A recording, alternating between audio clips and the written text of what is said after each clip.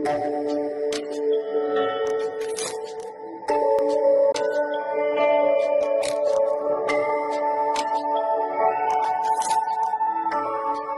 right, so here it is. This is the trmaker triaxial blade vise. So 3 axis of movement.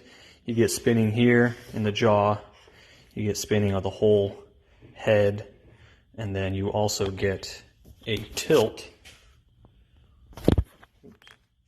here like this.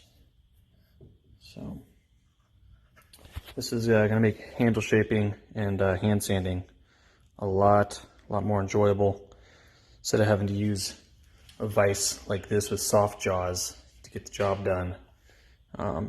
This is just going to hold it down better. You don't have to worry about your knife popping out while you're sanding, and just make it safer for you to use even. So definitely pick one up.